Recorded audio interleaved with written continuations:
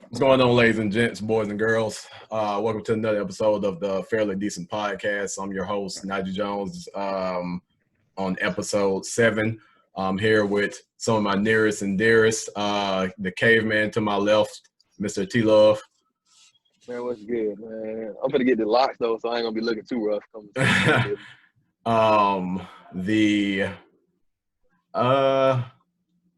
Let me see who I want to go to next. I'm torn between the two because I'm trying to figure out which one bank account is bigger between Abhishek and Marquez. So I'm gonna go Abhishek first. To my bottom left, Mr. Bellari. What's up? All right, you know what I'm saying.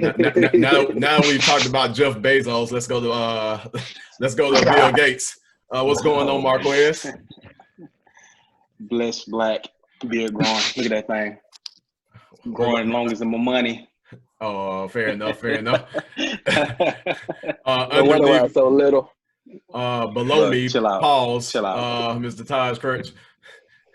Come on, bro. I feel offended. You was talking about money and you mentioned me. You're right. I need to mention you first if I'm going from poorest to richest. But listen, I don't get stimulus checks. Come on, bro. Let's go. Anyway, Talk and your then shit. Damn, talk your shit. And then, as always, the one to humble us all, Mr. Setmat. How's it going, guys? All right. How's it going? I said it. So as you can see, Marquez has blessed us again with his presence. I felt as if it was only right to bring him onto this episode because we're going to be getting into some hefty topics. But before we get into all that, Let's get it. How's everybody been doing? Yeah, same old. My glass has been clean, so I've been having a good day. Oh, fair. I've been Speaking of, straight.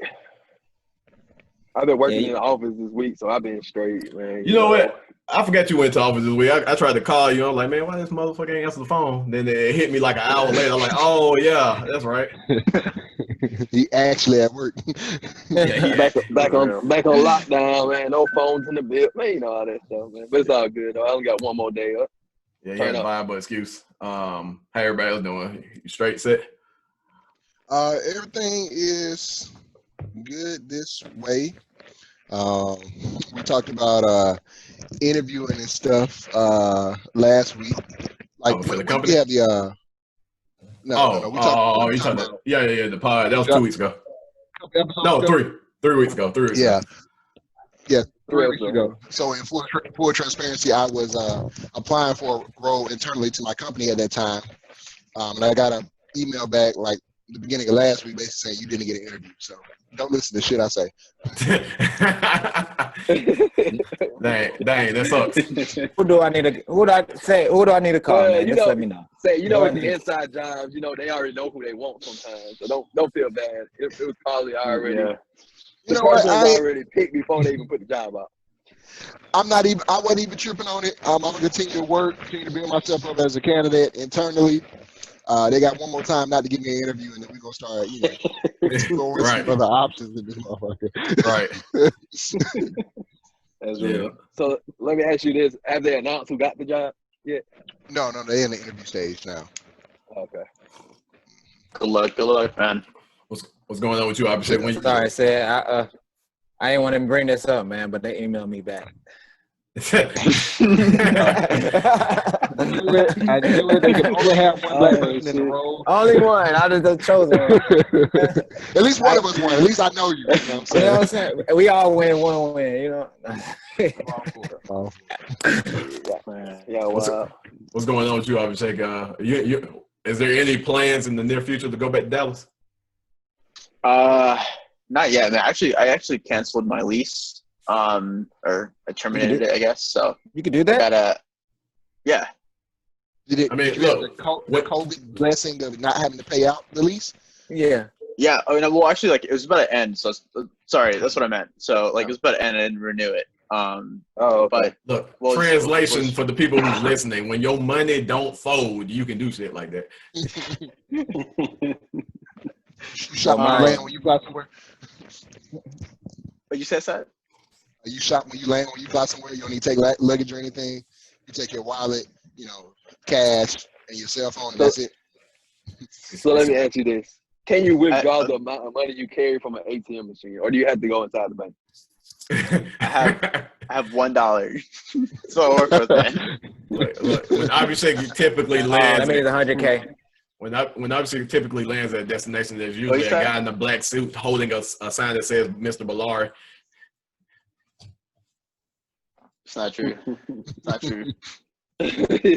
But I found out my what's crazy is I guess the people who were like trying to renew my lease or whatever, the management, they offered, I guess since like it's this Corona time, they offered me like a rent proposal that was cheaper, way cheaper than what I'm paying right now. So I was thinking like, damn, wasted a whole year on rent, you know? So yeah, it's kind of, I'm trying to figure that situation out. Just trying to like see if I should put all my stuff somewhere, kind of ride this thing out, like, you know, kind of hunker down in Atlanta for a little bit. Are you gonna hire somebody to go like do it, or are you gonna take a trip back just to take care of that? Yeah, I have to like, I gotta do this like in like next 2 weeks. And the good thing I don't have done any things too, so it's like probably take a day for me to like take everything, put it into like a storage unit or something, and then like fly back or something. Fair enough. What's going on with you, Marquez? $10,000 bed. Yeah. What's going on with you, Marquez? Shit, still working 2 days a week, paying me full salary. I'm loving it, man. Look, that's the life I want. Working 2 days a week, getting paid full salary. Look, that's the I love it. Well, for real though, man, on the end though, they kind of even when you're working 5 days. Oh, go ahead. How? Because okay, so I work 2 days a week. They still expect me to do all the work I would do in a 5-day week. They expect me to know all the information that, you know what I'm saying, I would normally have been caught up on working a 5-day week only in 2 days. So they really killing me on that part, but it's cool. I mean, I still get really like a 5-day, if you think about a 5-day vacation, because I'm going on vacation this week, and then I'll be going on vacation next week, but I had to use no vacation days, so yeah, it's cool. Look, due to the fact that people that work at my office may be watching this podcast, by vacation, and I don't want to incriminate myself, I'm gonna say I wish I could only work 2 days a week. I'm gonna leave it at that.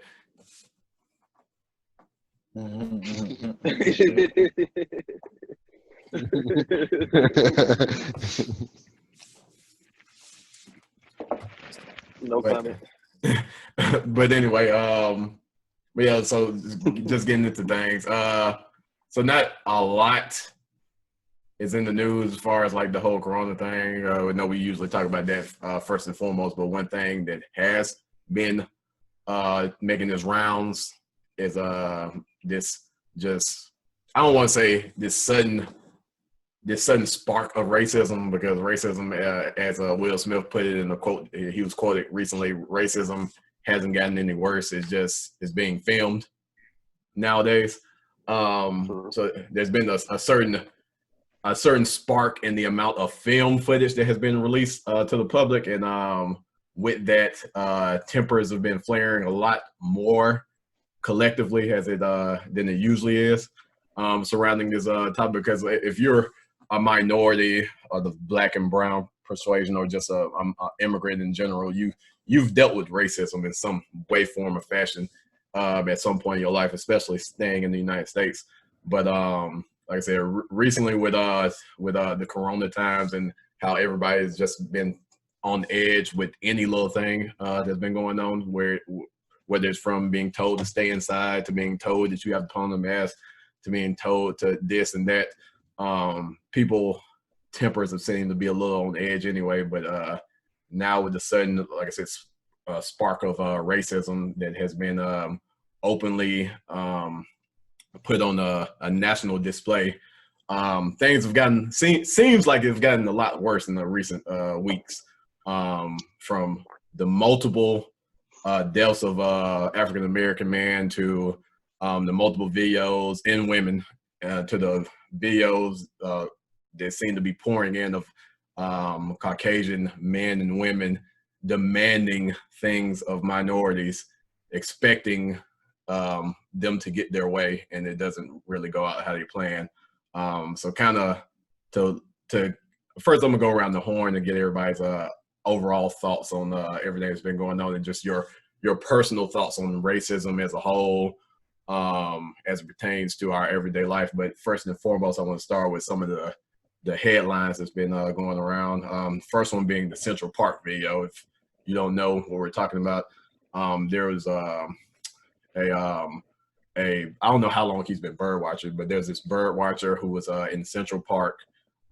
He was doing just that, bird watching, and he noticed that this Caucasian woman had her dog in the park and he wasn't on a leash. So she asked him he asked her politely, can she put her dog on the leash, because it was the rule in the park. And she flat out lost her mind because I guess because he asked her that. But as she started to get a little out of control, he began to start recording her, which was probably smart, because he probably saw that this was tilting to go the wrong way. And as he started to record her, just for his own safety, she proceeded to become outraged and demanded. She advanced on him and started demanding that he stop recording her. He did not. She proceeded to call the police, and she proceeded to put on a show for the police, or excuse me, she proceeded to call 911, and she proceeded to put on a show for the dispatcher, saying that the guy was an African-American male who was threatening the life of her and her dog by recording them. Please send the police right now. And she, like I said, it goes on and goes on. She was crying. She was putting on the show the whole time. He's being calm, collected, and just recording it. And also simultaneously, damn near killing her dog in the process, because she was so worked up. Yeah, she was choking that dog. Yeah, she was so worked up into her role that she was trying to put on for the dispatcher that she didn't realize that she was damn near killing her dog in the process. And then eventually she ended up putting the leash on the dog, because I guess the dog started to get out of hand. And the moment she put the leash on the dog, that was all he asked for. So he said, thank you, stop recording, and went about his way. First and foremost, I would like to get everybody's just opinions on if you've seen the video, and your opinions on just that whole situation as a whole. Yeah, I've seen the video, and I was trying to figure it out, what was going on. Like, I didn't know the whole incident. I just seen her kind of calling the police, saying the African-American male is stalking me, and she started getting irate on the phone, trying to act like she's being attacked or whatnot. But I didn't know he wanted her to just put the dog on a leash. I didn't know that. Yeah. It was the rule of the park. Right. So I read the story, but I didn't watch the video. But I feel like, and I honestly, I feel like she should go to jail for pretty much falsifying some crime that this man did when he did nothing wrong. He was only trying to follow the rules, try to do things the right way. He asked her nicely to do something that the park says has to be done. It's mandatory that you have a leash on your dog. Why are you getting mad at him? And then to use the excuse, I don't know how I felt. I don't know why I did it. It was a black man talking to me, and I was scared. Like, all black people are not trying to get what you have or trying to hurt you. That's just crazy. I don't understand that. But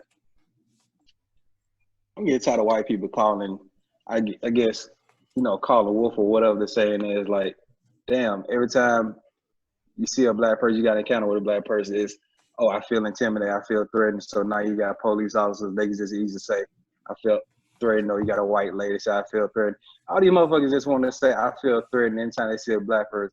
What the cops need to do, they just need to, anytime dispatch pick up phone, oh, black person feel threatened, throw this case away, fuck it. Because they keep using that shit, it's bullshit, man. We can't continue to say that I see a black person, I feel threatened. Like, they can't be the continued narrative.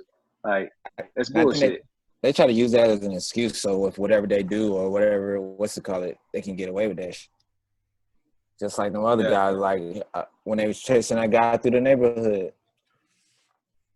And keep in mind, for all people who's never heard about this, what was the name of it? The Netflix documentary about the Central. No, it's at Central Park. Was it Central Yeah, I Park? know you're talking about. Central Park 5. Yeah, Central Park 5. Yeah. It was the same shit. Like a woman called in, said that saw some black men, and basically lied about the whole thing, and they ended up going to prison for decades over it. It's the exact same thing. Nothing. Yeah. So it's pretty much darn if you do, They- darn if you they- don't. You can't even do the right thing because they're gonna view you doing the wrong thing. So Yeah. I mean, Yep. what options do you have? Do you just, I guess you just let everything slide because you can't do nothing right because they're gonna use the excuse, I'm scared. I don't know. I don't get it. It's stupid. BS. It's all I call bullshit, man. But like, think It about it. makes- Like, what do we do as black people? What do the world do, or what does fucking whoever the government do to, you know what I'm saying, break down these barriers as far as racism goes? Like, how the fuck do we get to the point where, like, we got a fucking president in the White House that uses racial divide, and white people loving that shit? Like, yeah, build a wall. Yeah, stop fucking, you know what I'm saying, people from the Middle East come to this country or whatever. Oh yeah, the coronavirus is the Chinese virus. Like, you know what I'm saying? He always uses this racial divide or whatever. Like, the country is so, like, drawn to that bullshit or whatever like that. So how can we, like, how is this shit even possible to even, like, defeat? Like, it don't even make sense to me, you know? Like, if the country is loving when somebody uses their race or ethnicity or, you know, religious background to, like, draw like a divide between the country, and everybody's just like, yeah, vote for that motherfucker. Like, how the fuck, like, how do we do, you know what I'm saying, anything to help? Like, I don't even understand that, man. It's crazy. Yeah, that's a I complex. feel like in that So I mean, sense, like, what's y'all? oh, go ahead. Is my internet yeah, going that's a bad? Can y'all complex see me? question, Marquez. What about to say? Yeah, we can see. Yeah. It's like gotta be like lagging. Hold on, let me. Yeah, you good? Yeah, it's kind of lagging a little bit. Yeah, Taj is lagging a little bit, but we straight. Oh, But go ahead, Seth. okay. Yeah, hear me. My bad. Mhm. No, you good. All right. So yeah, I was saying That that's whole a thing complex lagging. question, Yeah. Marquez. In that it's hard to answer that question. I don't think anybody has an answer for it. But we literally have a country that was built on racism.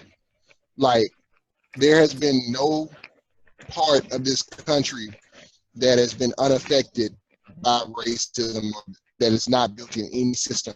Everything from in places of employment, like going for a job, is shown that African Americans are to be hired for a reason when it comes for applying for loans or applying for credit. African Americans have been shown to get higher interest rates, higher APRs, less likely to be approved for credit. It's shown in mortgages. Obviously, they're negatively affected in mortgage lending. It's shown in policing and discipline.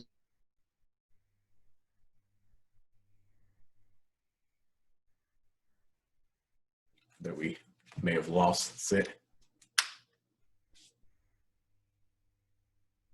They have a white pastor that are perfectly fine with it, versus how many white people go to a church where they have a black pastor?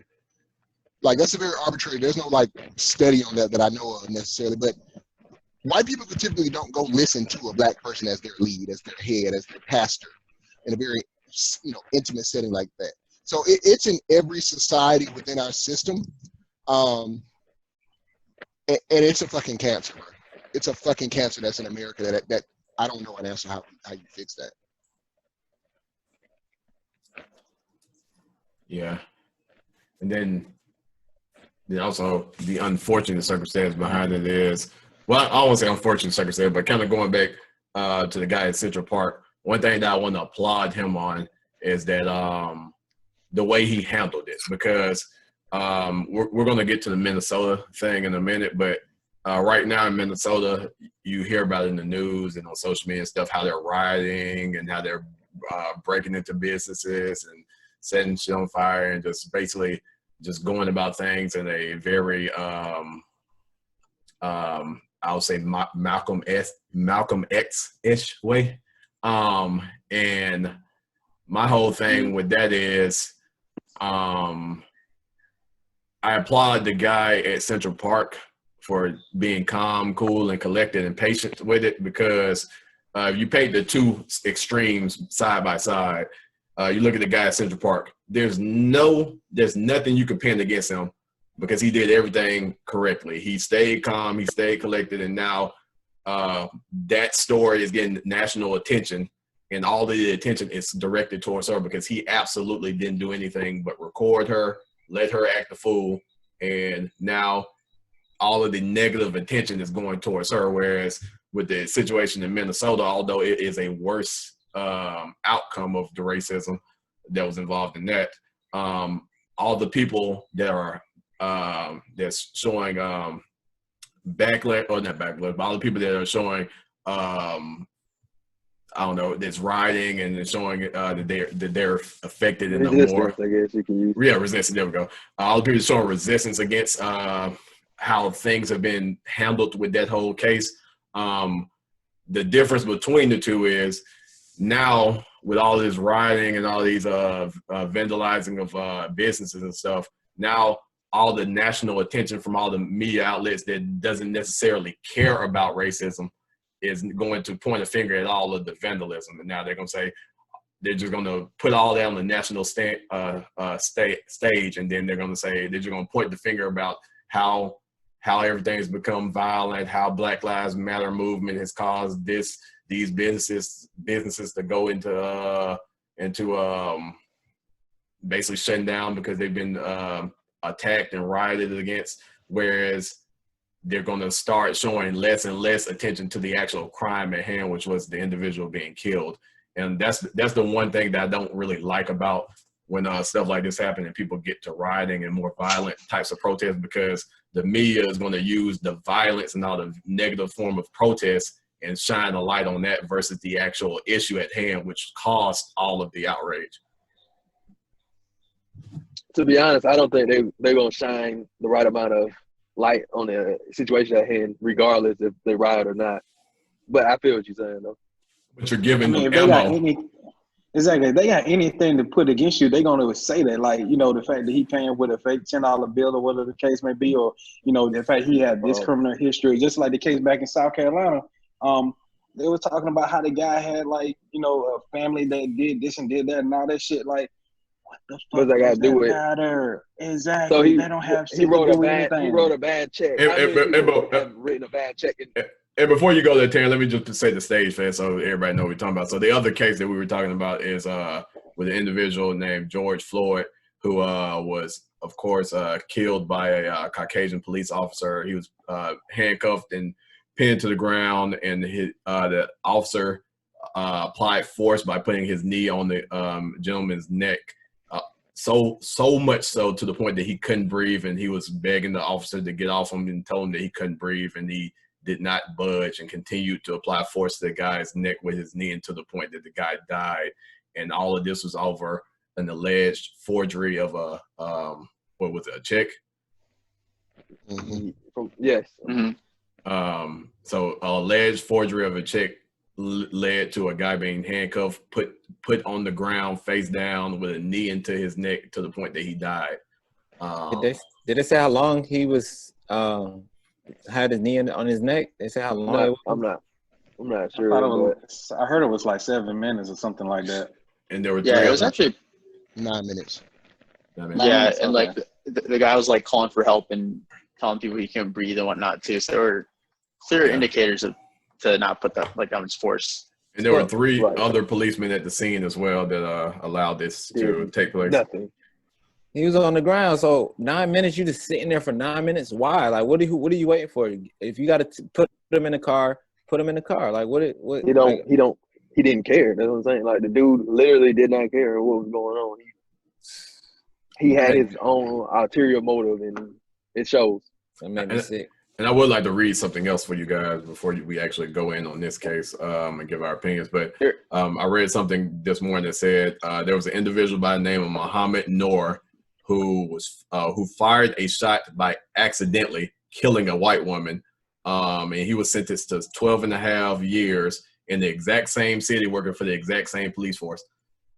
And of course, he was not Caucasian. How long did it take for him to get sentenced? Did it have that in there? Or it doesn't have that. But it went on to say, do you think that this policeman who happened? Oh, also another thing about this guy, the actual policeman who did this, who ended up killing Mr. George Floyd, he also apparently has 3 other cases of police brutality against him as well in the past. He hasn't been. No, they're closed. Yeah, they're closed. Not punished or whatever. And then one of the previous cases, he actually ended up killing somebody. One of the 3 prior cases. A Latino person, I think. Yeah. Something like that. So that gives you an idea that this Muhammad guy who accidentally killed a white woman ended up getting 12 and a half years sentencing, and this guy who works for the exact same police force in the exact same city has 3 prior cases where he actually ended up killing somebody in one of them, and now he's killed another person and he has not been sentenced as well. And in addition to that, my last thing I want to say about this is, up until this video got national attention, he was on paid leave before he actually ended up getting fired. So he's fired now? I was about to say, why is he not in custody? Well, all 4 of them are fired. All 4 of them are fired now, but before this actually blew up and got national attention due to the videos, he was only on paid leave. My thing is, because he probably told a lying story. The African American gentleman that you spoke of, how long did it take for them to put him in custody and then figure out what happened? I don't know. Then just that's what I'm saying. Like, I feel like they put him in custody right away and then figured out exactly what took place, and then I guess sentenced him later on after trial. But with them, they're gonna fire him and put him on paid leave. Like, well, he's not on paid leave now, but yeah, I feel like first, and that was an accident too. So yeah, what we seen on the video, that was a blatant murder. Like, yeah, that was almost it's darn near premeditated, because the dude said, "I can't breathe. I can't. Like, I'm about to not make it," and he still, got his knee on the man's neck. Like, I do say calling for his mother and everything. Go ahead. Go ahead, Seth. So I'll start by saying, like, I'm tired, bro. Like, I am absolutely tired of this shit. Like, the back and forth of, what did this person do? We gotta have all the answers. We gotta wait till the trial goes. We gotta wait till the legal process plays out. Bro, that shit is tiring. Because this shit happens at this point nationally, publicly, once or twice a year.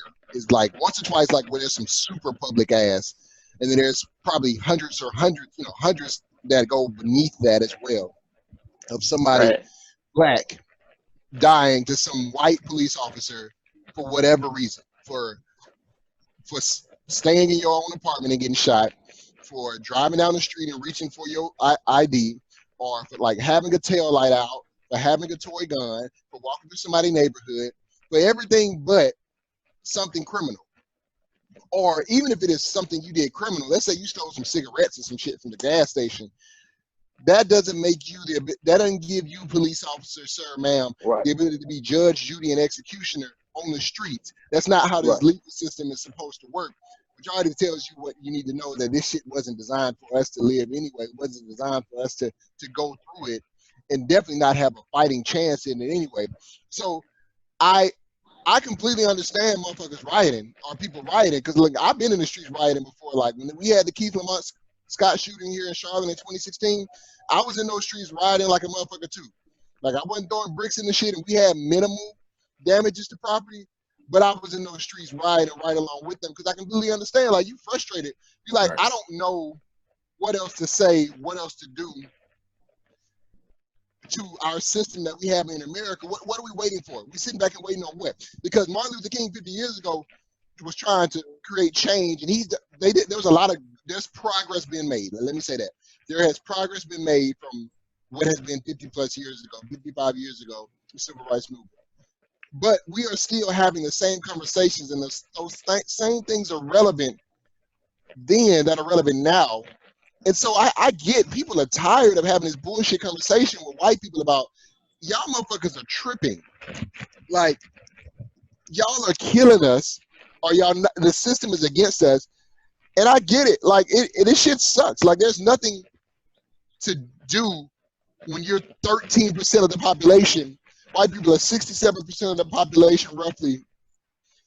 And you're trying to overcome a system that was built on your ancestors' backs as slaves, and everything that they've thought about you and your family or your kinship up to this point has been lesser than what they are.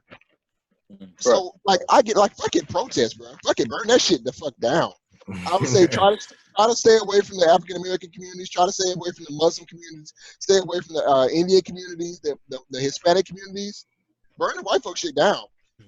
And I'm saying until we get some resolution. I'm not saying like holistically go fuck everybody else shit up. Like, but I'm saying like I get it, bro.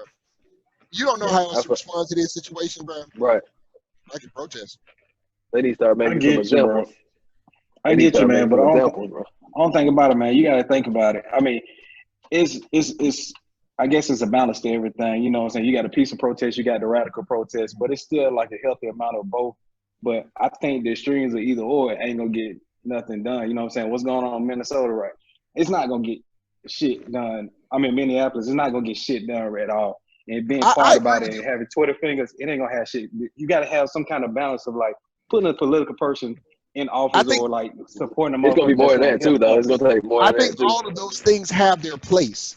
So I'm not saying like a constant protest, like, you know, where you saw in Hong Kong where they were protesting for 4, 5, 6 months. And now the Chinese government is about to pull Hong Kong in as a country, you know, within China again. So they protested for months on end, and technically with no avail.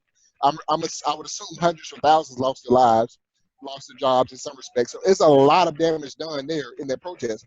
Yeah. But what it did do is shine a light on the struggle that they're having for the world. Because just like Najee said, those protests will bring light to a situation where otherwise the media had just been focused on this smaller incident, and it may have been more, you know, isolated, if you will. But like with the protests in Hong Kong, because they were so constant, because they were so large, and they were so, you know, they shut down the damn airport in Hong Kong for like days on end. The world knew about it. So I think there's a level of, hey, Twitter has its place, social media, because a lot of these protests and gatherings and riots and even more positive viewing demonstrations are organized on social media. The protests have their place because in some sense, until something gets broken, it's hard to fix shit.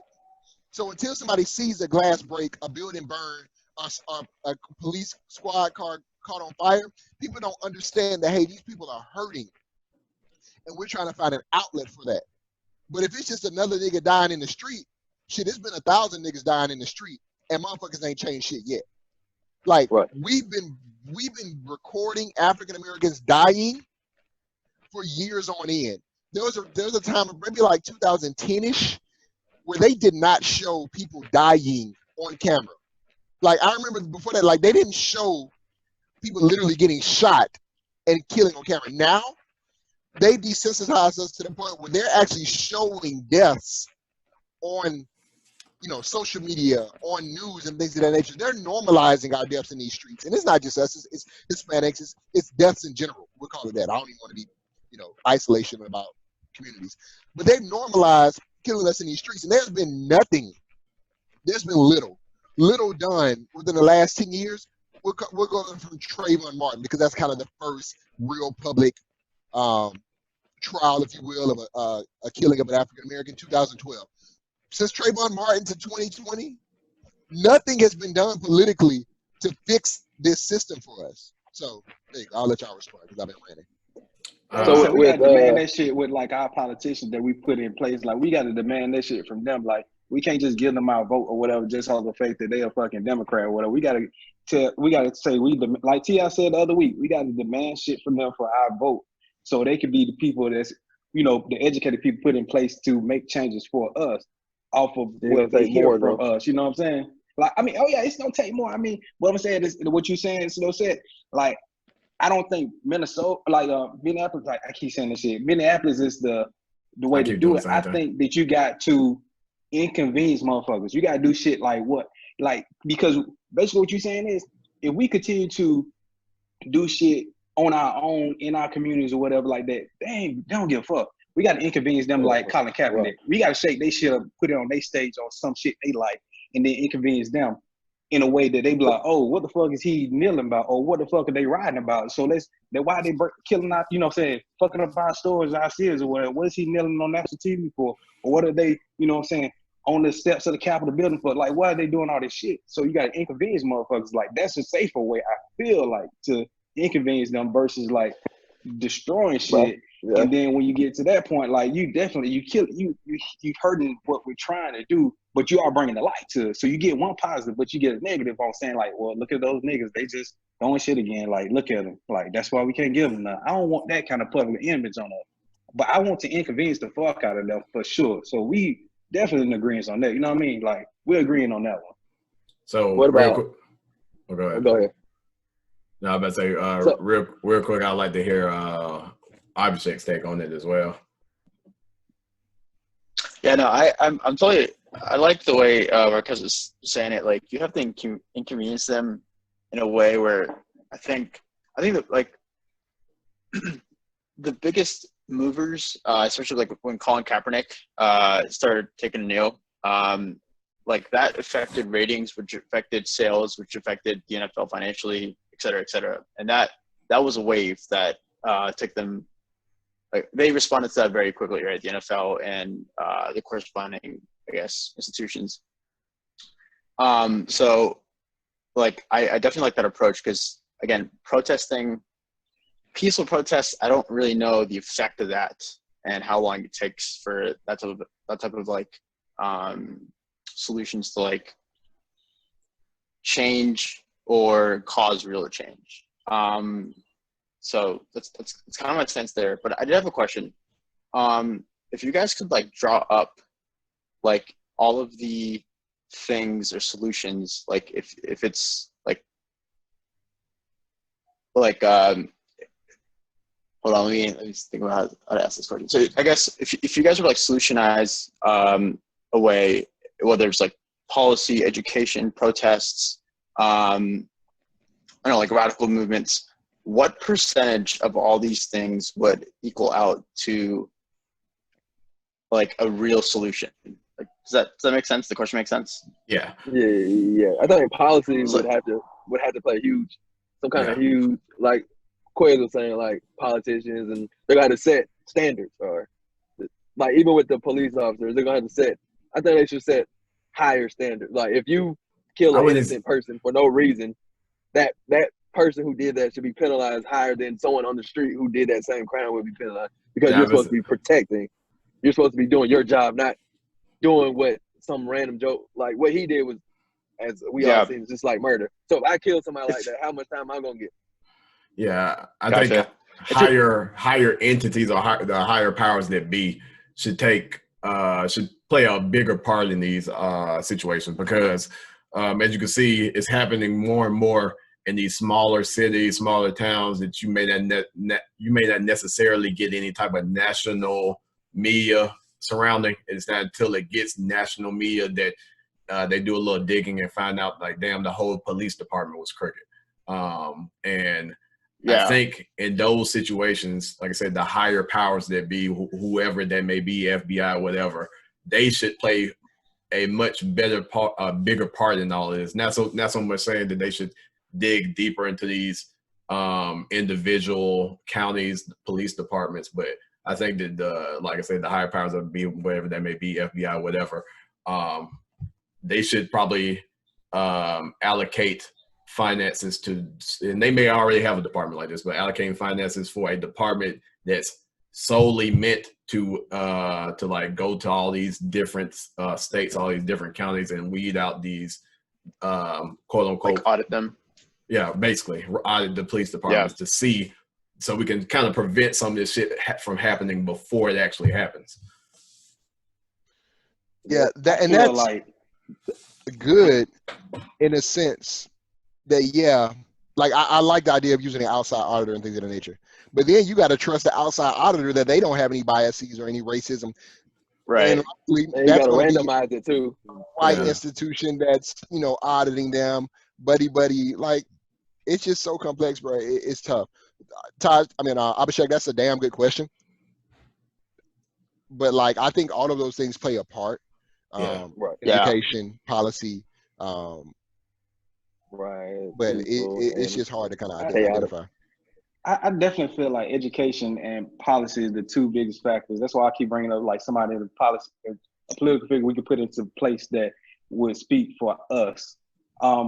Because America has done, this is my reparation right here. So let me speak about this real quick. So America has done everything and anything to completely hurt and kill off and put black people at a total disadvantage, from slavery to indentured service to fucking Brown versus Board of Education versus freaking, you know, the civil rights movement, and fucking even now, like prison system, the 94 crime bill, like, you know what I'm saying, like the stop and frisk in New York, all this bullshit they have put in place in the hoods to hurt black and the poor and disenfranchised black, brown people and all this stuff. Now they need to put into some kind of policy, this is my reparation, some kind of policy that is systematically put in place to help our ass as far as education, put money into the school systems that are in important disenfranchised areas so that we have an out in order to be successful in life.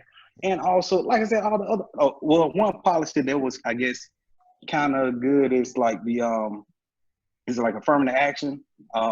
As far as if a black person try to apply for a job or whatever, nobody has in the field is, yeah, that's one thing, but we need more policies like that. We need something that's put in place 100% to help poor and disenfranchised, aka black and brown people, to put us in a better financial and economical, you know, position in the world, because we had everything for the past 400 fucking years to put us into a total disadvantage, all the way up into recent events and recent policies that, you know what I'm saying, they're going on. Like I said, like the stop and frisk shit was just in like 2014. Like, this shit is recent as fuck. And they doing that shit in our neighborhoods, in our communities, but they're not doing a goddamn thing to help us as far as education. They put the crazy thing about that though. They signed they $5 trillion they trying to sign right now to put into everybody's pocket or whatever. They could put that same $5 trillion into our pockets, not into our education system, a long time ago, and we would not be in this situation. I'm sorry. That's but the crazy thing about it, Quinn, they could have helped they don't us. care about that though. They still wouldn't care if you had an education or not though. So that's why I know you said a lot, but they're gonna need. I feel like they're gonna need a lot of help from somewhere else. Like, I don't know, like maybe the white people or whoever, they're gonna have to start making changes, because a lot of times they let stuff slide that they see with their own eyes. It could be their own parents. They're like, my dad racist, but I'm not racist. But you don't say nothing to your dad because he racist. You know what I'm saying? Like, you can't do that. You can't be an innocent bystander or witness this. That's why and expect. When they turn on the fucking news and when they turn on, you know what I'm saying, and they see all these politicians, whether they need to fucking look like us to normalize us versus normalizing their ass. That's what I'm saying. That's why we got to get in that shit. But we got to be effective in that shit. Like, we have to be there. Yeah, one of the podcasts I listened to called the Black Wealth Renaissance. They had a guest on there recently by the name of Aisha Selden. She's a real estate investor, financial advisor in the Philadelphia market. She said something about black people that, like, I completely agree with. She said, we have so much talent, so much wisdom, so much opportunity, and help ain't on the way. It's up for us to figure this out. That's 100% true. Hell yeah. It's 100% true. We got to figure it out. And I've heard people talk about, like, what should we, like, you know, we should put money into our own communities, but should we be, like, segregated from white people so we can build ourselves up like a Black Wall Street back in what it was? I forgot what city it was, but Oklahoma or something like that. Some place in Oklahoma. Tulsa, Oklahoma. Yeah, that's right. Mm-hmm. So should we have, like, some area like that to build up our wealth? I'm like, I really don't know if that even would help us, because we still won't have our face and our we won't be normalized in everyday American society. We still won't have our face. You know what I'm saying? We got LeBron Jameses and we got, you know, we got Michael Jordan and we got all these people, Oprah Winfrey and stuff like that. But it ain't enough until we get until the people that's going to actually make policies for us that have grew up like us. So I will ask this is a good question because like I said, we make up about 13% of the population. I don't know, and this is going to be radical as crap. I don't know if we need to be mass liked, accepted, or produced, if you will. And I'm going to ask this to Abhishek, like, because you're of the only other ethnicity that we have on this podcast. Like in the Indian community, are you all worried about being accepted in the greater American community, or are you all more tight knit and kind of stick to your own? Like, how does it work in your community? Just generally, I'm not trying to get you to speak for all of Indians, just your experience. Yeah. For the most part, we're generally very close knit. And then the few, like, honestly, I guess like the very few, not even honestly, we're incredibly close knit. And so for us, it's looking, I think number one is looking good within, because representing your community first, and then opposed to being accepted by the greater population. So that answer your question? Yeah. So, yeah, I was trying to, like, I guess, put my like the, I guess, it's also kind of different because I've grown up here, so I understand there's a different social awareness, like, versus my parents who moved here. So I was trying to put myself in their shoes. But I think for them, like for me, that's not the case, but I think for them, it's definitely the case. Like for them, it's the community, like their community first. And then so let me ask this question in a more direct way, and you can choose to pass on this question or not. Have you all ever had somebody in your house, your parents invited somebody else over who's been in your house, like a friend of theirs or whatever, who is non-Indian or white? Gotcha. Okay. Yes, but I think that's very uncommon. I think that's the general, and when I say that, like, that's just the general way of like how the community is too. So like, we'll invite people only, like, it's not like it doesn't matter like who or what they look like. It's just a matter of like intimacy of the relationship. So again, if you're ex neighbor, right, and you can do whatever you want, and over the years we've gotten really close to you, like we'll invite them over. Versus, and that's how they work, right? So my parents work. That's how kind of like the community works. Versus me, it's like if I just met a friend last week and I think he's cool, like, yo, come over, we'll do something, and we'll play some video games, whatever. So those are two different perspectives. I would like to kind of like just piggyback on what Quez said. Everybody, I'm assuming, is familiar with The Breakfast Club, Angela Yee, Charlamagne the God, and DJ Envy. To kind of piggyback on what Marquez said, I would probably highly suggest everyone go back and watch the episode with Killer Mike. That is a really, really good episode, and it involves damn near everything that we've talked about. I give Killer Mike all his praise because he is he's from the streets, but he's very eloquently composed as far as his points that he put together to kind of talk about these same topics. So that's a really good watch if you haven't seen it. But I also like to say to kind of like go back just a synopsis of with everything we've been talking about. Wait, Najee, before you do that, can I ask the same question back to Seth? I just want to know the other perspective. Yeah, no. So it's a good question. So limited in a similar sense. So from my parents' perspective, and they're Black as well, African American. We're well removed from somebody in our family that we know was a slave. Let me say it that way. It's at least my great grandparents. they white people in the house, maybe it's probably I can count the number on one hand how many white people we've had in our homes, like in my knowledgeable years. But they have a good white friend or two, each. But maybe one or two of them on each side have come to the house, and not frequently. For me personally, like I'll be in a friend of mine's wedding. He's white in August. He's been in my house multiple times. But again, I don't navigate more than like one or two really, really good white friends at a time. So it's not often that you're going to see a white person in my home. Yeah. And I like this. I like this question. I would actually like for all of us to go around the horn and kind of answer the same question. So I'll go next.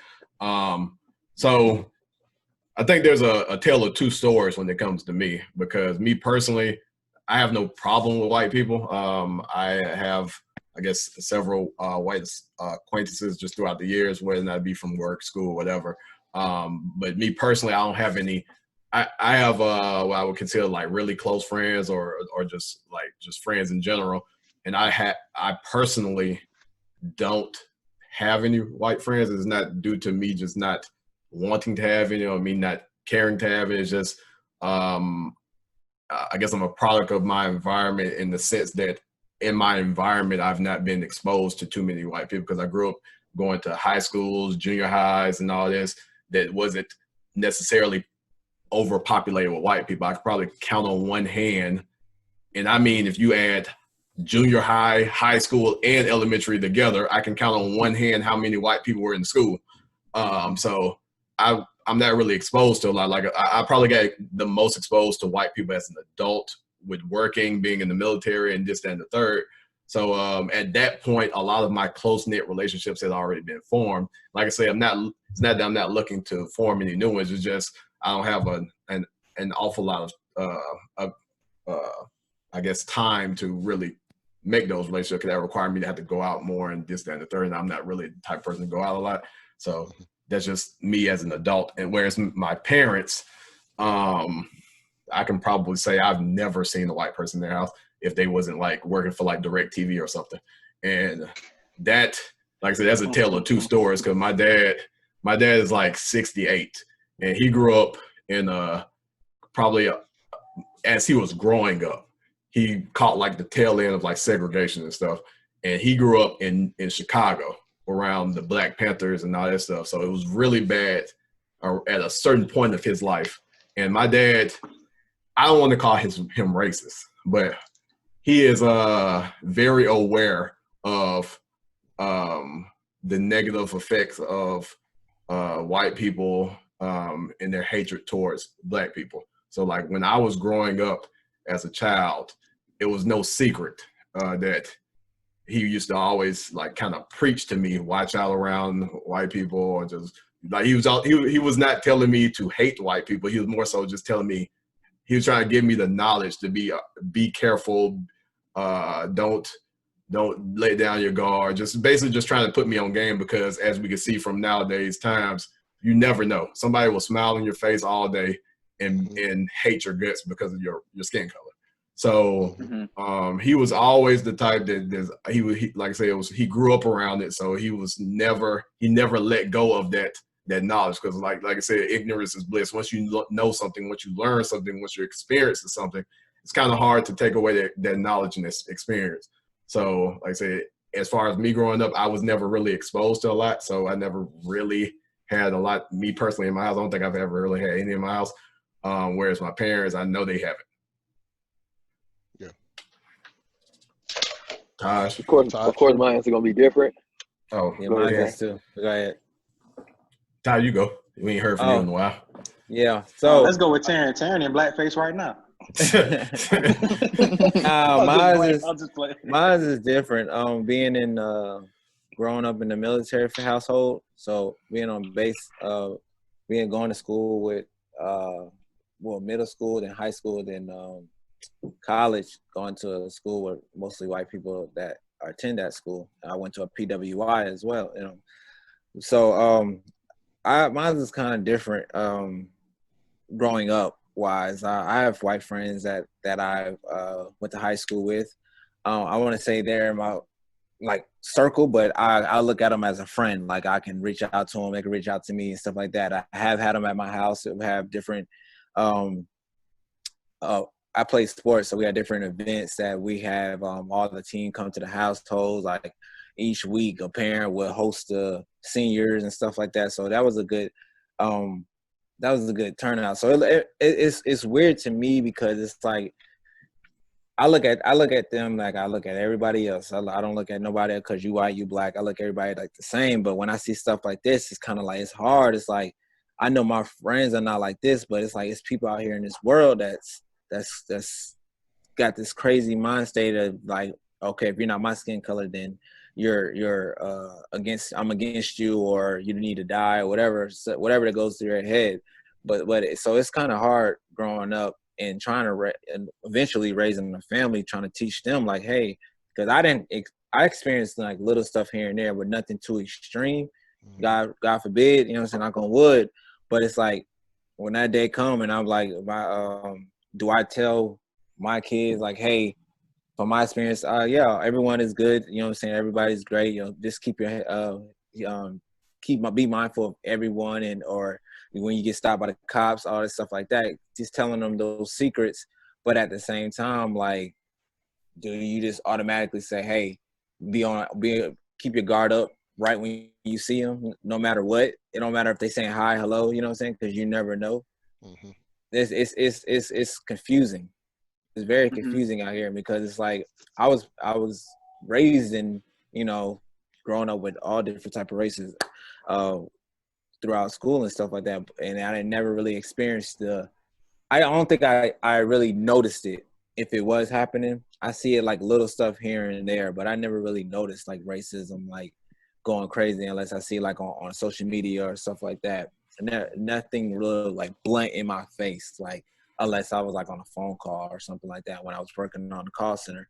But yeah, my lifestyle was kind of different. When I was in New York though, it was I was around all black people. You know what I'm saying? That's all my people, all my friends, cousins, and a lot of Hispanics. You remember something that happened that young?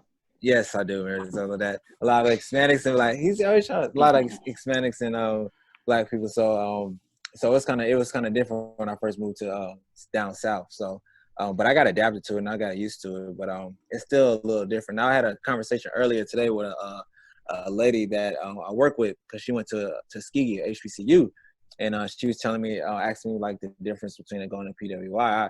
I said only thing I took from kind of going to a PWI besides my education is kind of how to maneuver through this throughout this world with all these different races. You know what I'm saying? But because I was in class with white people, I was in class with Hispanics and Indians, so I being able to know how to communicate in with all different type of races. That's the only thing I feel like Troy kind of like got me adapted to off the rip. So two things real quick before Terrence and Marquez go. The first one is I would say on the topic of how to explain, how to kind of like, when you have kids, to kind of like, do you want to talk to them about this type of thing? How do you talk to them about this type of thing? My opinion on that whole thing, that whole tangent, it would be absolutely is your responsibility as an African American bringing another African American to this world, or even any culture, any ethnicity. If you are not a Caucasian male or female, and you're some type of ethnicity, some type of a minority in this country, it's your responsibility at some point in your child's life to sit them down and explain racism to them.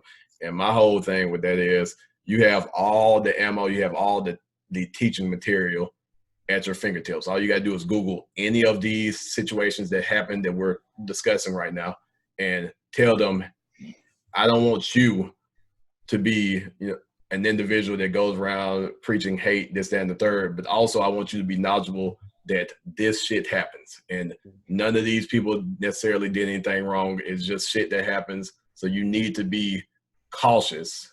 Don't go around treating people differently, but be cautious. That's the best thing you can do, is be cautious.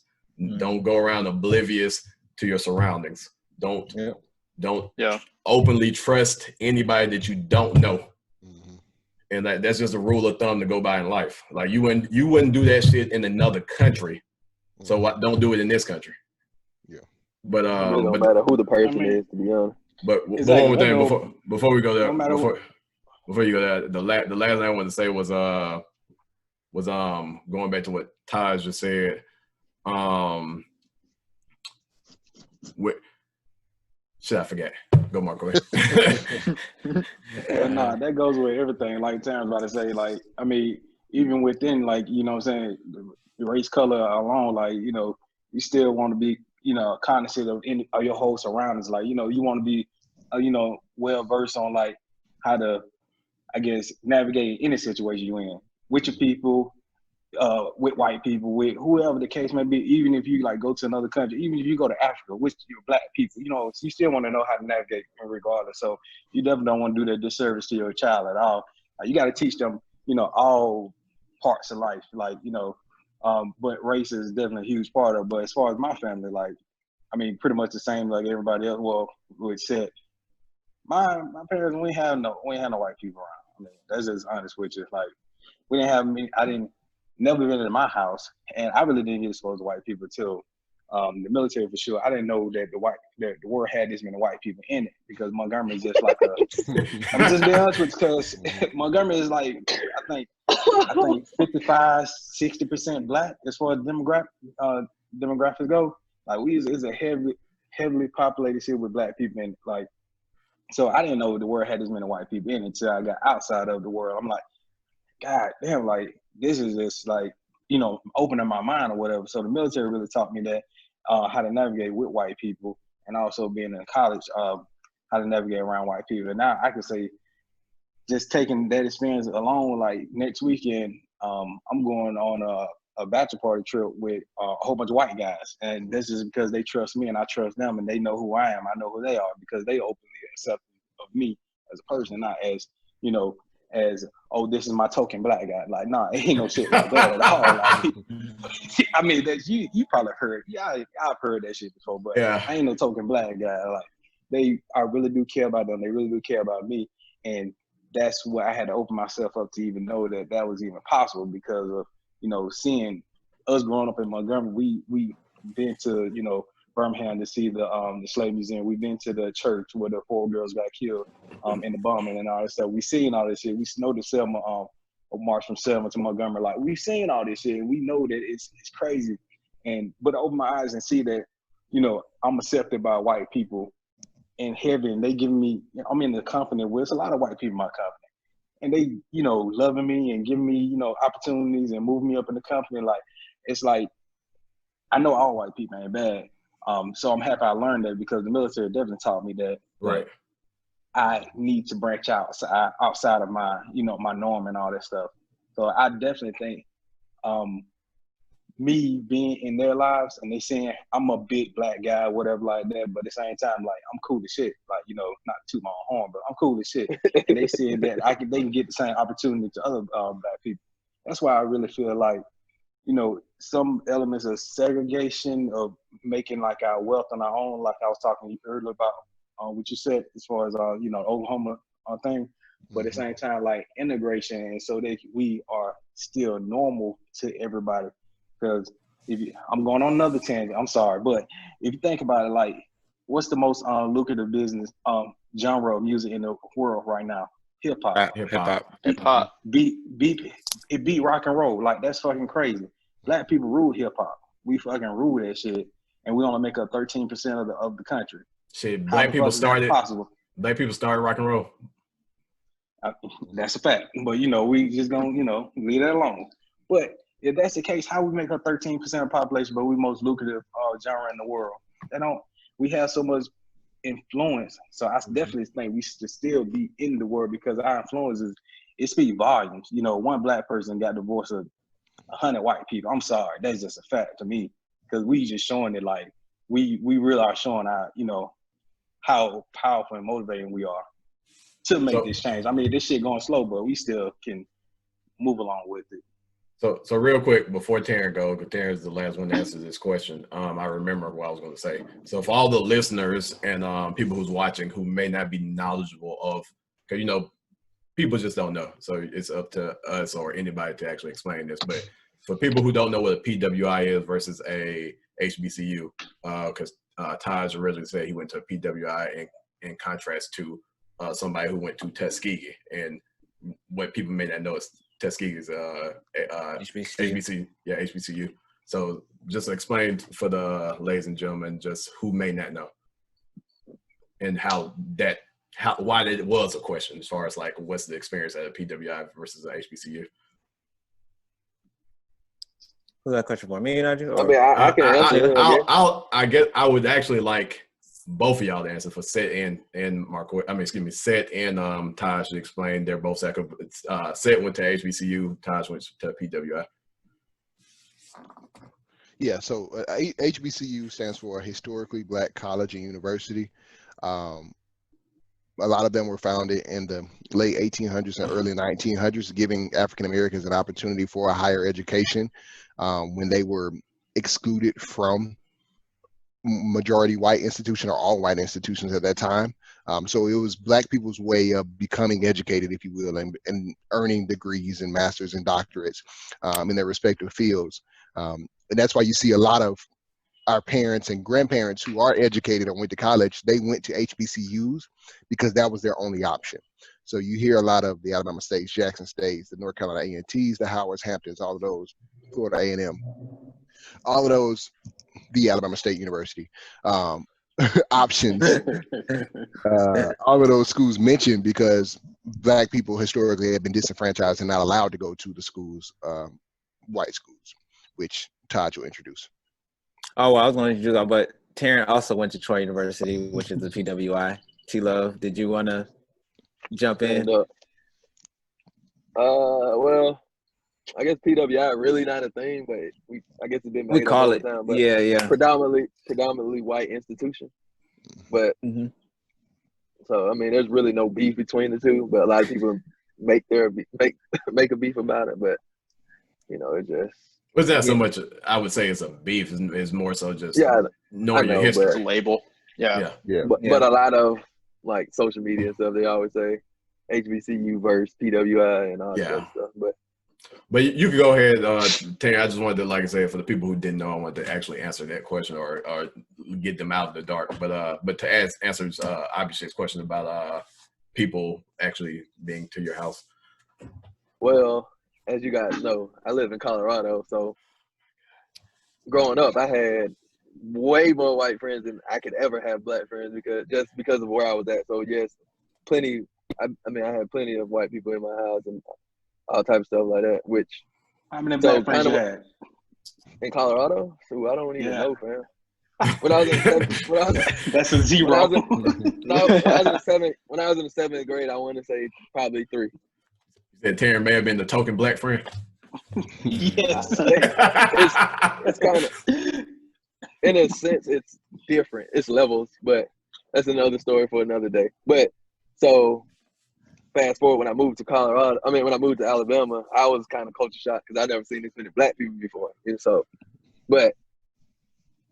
like, there's all Blacks in my school and stuff. So maybe not as many white people would be around, of course, until I got older.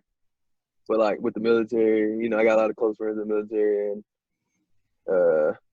I guess with work and college and all that stuff. So yes, it's like pretty much completely different. So growing up, more white people, then moving to Alabama, of course, more Black people. But it is what it is. Yeah. And I would say briefly, just to kind of clarify, when I grew up going to like more white middle school, so my middle school and early elementary and middle school, I went to magnet schools, which are majority white. So I did have more white friends then. But as I grew into obviously more Black spaces in high school and then in college, I didn't have as many white people around me, didn't have as many white friends. I still have white friends to this day. It's just not as many because when I was in elementary, middle school, I would go to white people's house to spend the night. They would come over my house to spend the night. But as I wasn't immersed around them as much, they became less in my friend circle. Okay, Yeah. so question real quick. So do you think we should like flip flop? Because I mean, of course, I went to black schools all the way up until graduate high school, and then I went to the military, seeing white people. Went to Auburn, saw a hell of a lot of white people, like so many fucking white people, and everybody seemed like they kind of, I don't know about Taj, but everybody seemed like they made the same flip flop. Like said, you had white people in the beginning, then a bunch of black people in the end. Taryn, you kind of, I don't know what the fuck you got going on. You had a lot of shit going on. White, black, And- white. You know what I'm saying? So like, do you think like is a healthy mix for like black people to get the experience of having like mixed or majority Yeah. white school and then being in the black school? Do you think we should all be in the black school the whole time or be in the white school the whole time? Like what do y'all think? I think mixed. I'm gonna not answer your question, but I'm gonna say this. Like I'm gonna answer it differently.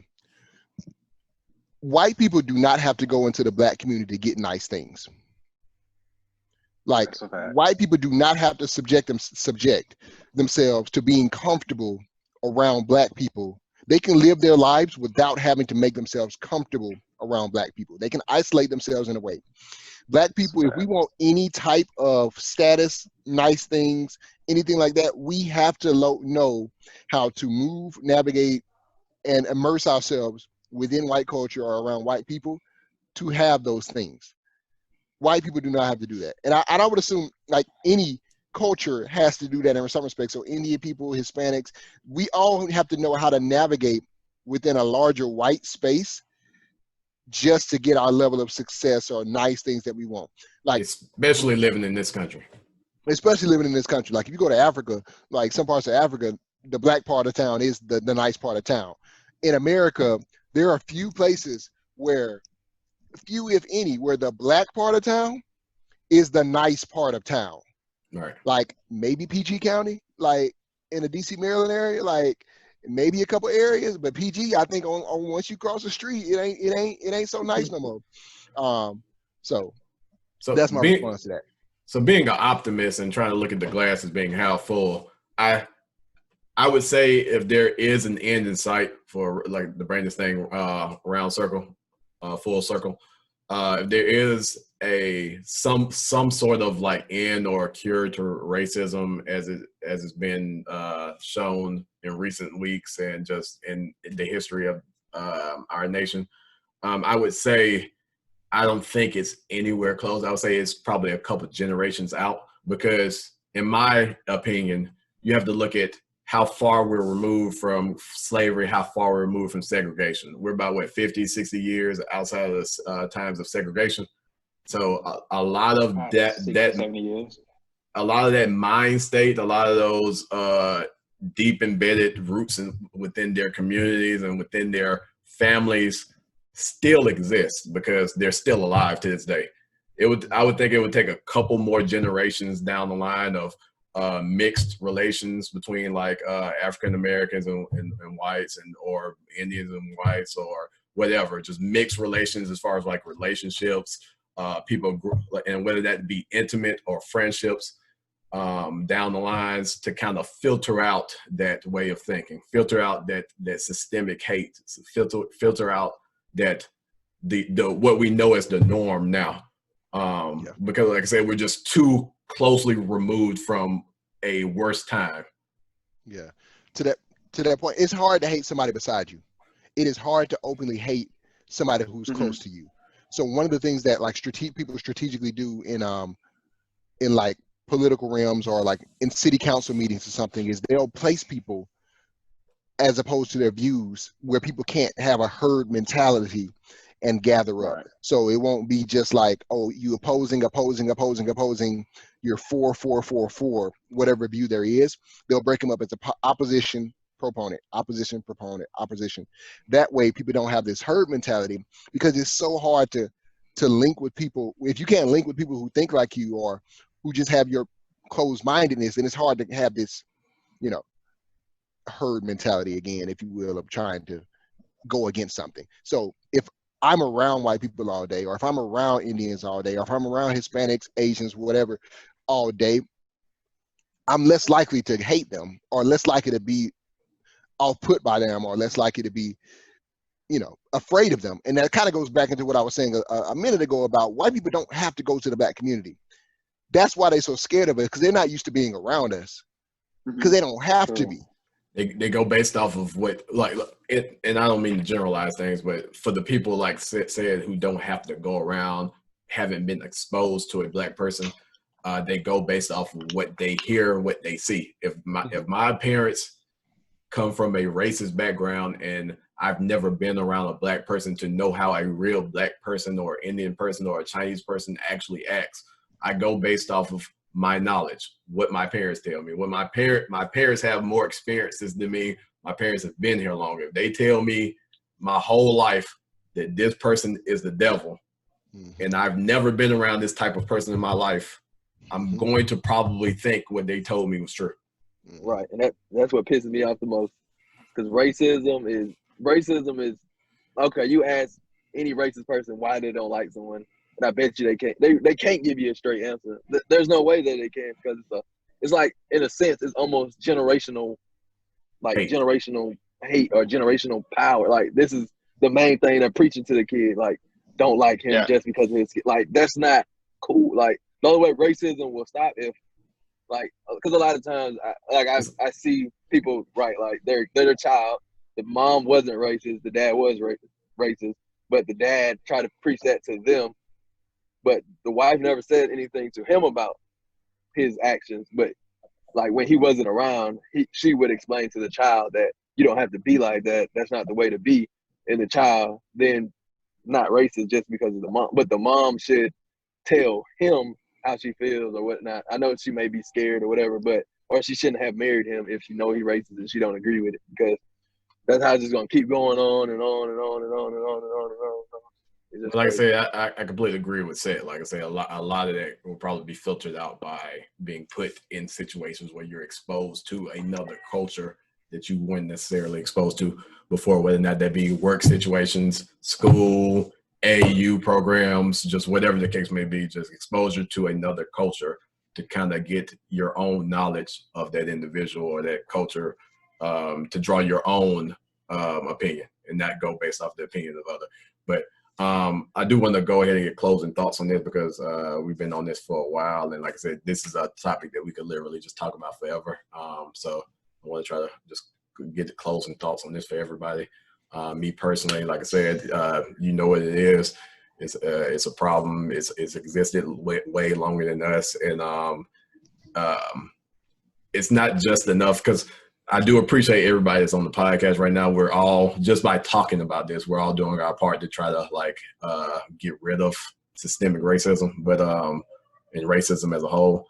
But at the end of the day, it's not enough to just sit back and watch. You have to do something, whether or not it's, like I said, having this talks like this about it. You have to do something to try to take action to try to filter this out, because we all know it's not just going to disappear. Now, I personally think that the way we get rid of racism right now is just kill all racist white people right now. Just get rid of them. Fuck them. You don't know who racist or not. Yeah, they be hiding sometimes, you know. We just ask them I guess we ask them a survey. If they get it wrong, then they get the chopping block. Like, we ask them, like, who's better, Elvis or Michael Jackson? Black Michael Jackson. They say Elvis, and they don't say Black Michael Jackson. Chopping block. Take their ass out. we could just put them on an island. We could just isolate them. We ain't got to kill them. We could just, you just hold up. So I got a little Malcolm X in me. This is what you do. You get a container with red Kool-Aid in it, and you ask them, what flavor is this? If they don't say the right flavor. So if they say tropical punch, you just go ahead and get rid of. It's a wrap. It's red. It's red Kool-Aid. but yeah, let's try and go on and move on so we can wrap things up. But I do want to go. Like I said, we spent a lot of time on that, as I knew we would. And I think that this next topic we're going to spend a little bit of time on. So I really just wanted to hit these two topics this week. But the next topic is actually going to be our artists versus artists. Once again, if you're not familiar with the show, it's your first time tuning in, we like to do something called artists versus artists every week, regardless of what our topics are on the actual podcast.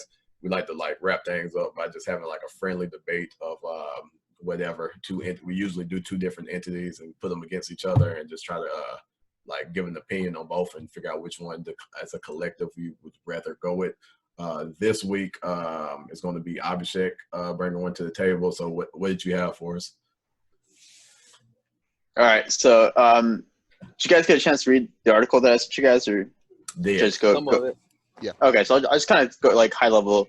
I'll go over it real quickly. So so today President Trump signed like an executive order that makes it easier for the federal government, federal regulators to hold like social media companies like Twitter and Facebook or Instagram to make them liable for essentially curbing people. So to make them liable for curbing people or suspending their accounts or taking their posts down for whatever they post. Mm-hmm. So essentially they've put these social media companies in a situation where either they are paying a fine by either they're liable for doing like again taking people's posts down or taking their accounts down, basically filtering the post. Right.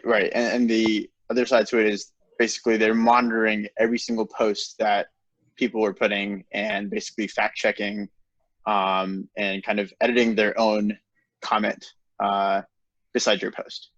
So the stance of, I guess, the executive order was that they were protecting people's free speech, and in a way they are, right? Mm-hmm. They're letting people say what they need to say, and they're not letting social media companies, like, again, stopping them from doing so. But I was doing an example today of what it could look like for individuals with a large following. And I read an example today. So it went something like this. So let's just say you were an individual who said something like, Kanye's music is stupid and no one listens to it nowadays. Mm-hmm. So even if you have like 1 million followers, Twitter will literally go in, have an asterisk beside your post, and will fact check you and say it's not true.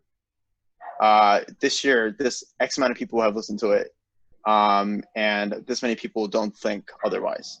So they're basically fact checking. They're checking what you're saying, even though it's completely opinion based, right? So what's your take on that? Yeah. So but before you go, I would like to actually just add something to that. So all of this, once again, this was an executive order that's been being put in place by the President of the United States. All of this was prompted by him, of course. We all know if you are from the United States or have any knowledge of the United States in the last couple of years, our current head in chief has a addiction to Twitter. And he goes to Twitter and announces things or just freely spit out his opinion, probably more than someone in the head seat should. But recently, recently he apparently posted something on Twitter. And of course, whether or not you agree with the president on anything or not, Twitter happened to fact check him, just like the example that Abhishek gave. They fact checked him on one of his tweets.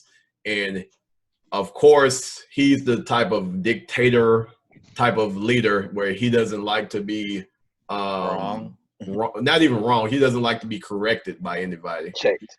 Yeah, checked. There we go. He don't like to be checked by anybody. If he says it, it's law in his mind. So the fact that Twitter fact checked him was completely and utterly just disrespectful in his eyes. So that's why, with all of the stuff going on in our country, with all of the things that he could be spending attention on, especially the topic of this episode with racism and all the shit that's been going on recently with that, he saw fit to make an executive order dealing with social media posts in a time where we have a global pandemic. We have people killing each other all around the nation based off color, this and that, and he dropped the bomb because Twitter corrected one of his posts. So go ahead, Terry. So first of all, who cares enough to want to fact check every single tweet or every single Facebook posts and all this stuff. Like, you got all this other real world stuff going on, right? And you want to sign an executive order for some stuff that doesn't even matter. Who cares? That's the point of social media. That's the point of Twitter. So you can go in there and write anything you feel like saying. So you have a freedom of speech, and you can't even use it now because you want everything to get fact checked just because you got fact checked. It's like so many other things. It's a little bit of the opposite. It's opposite. Yeah, it's not that he wants it to be fact checked. It's the fact that he's mad that they fact checked him. Well, okay. Well, he's mandating stuff just because he got fact checked. But like there's so many more important stuff he should be worried about instead of worrying about minor stuff like that. I mean, it's gonna happen. Like one time out of 8 million tweets, they fact checked you, and you mad that that you got to go in here and waste time about non-important stuff. So I don't know. It's just crazy. So I don't think it's a personal response to Twitter fact checking. I think that just happened simultaneously or a response to. The flip side, I guess, the fact check people is like, I think what in their eyes what they'd be doing is like they'd be targeting these like extremist accounts, and I use the word extremist like in a very vague sense of like you could be extremist about anything. They look at those accounts because they also have a like super large following, and they are trying to fact check that influence. So whatever extremist account that you're following, if you're blindly following them, they want you to be, as a user, aware that, hey, whatever is coming out of this person's mouth, whatever they're posting, is not entirely accurate. It's just, it may be partially accurate, but don't just fully believe in it. So for instance, like Shade Room, like a page like Shade Donald Room. Trump. How about that? Yeah. And like I said, that's fine with me. Like I said, at the end of the day, it's just giving you more information. I don't give a shit about that. What I care, as Taryn was saying, what I care about is every social media platform, Twitter, Facebook, Instagram, they come out with updates all the time, and you don't really know what the fuck they updated until you see it on your screen. So, and a lot of times we don't really like or whatever the updates that come with these social media apps, but because we use them, we have no choice.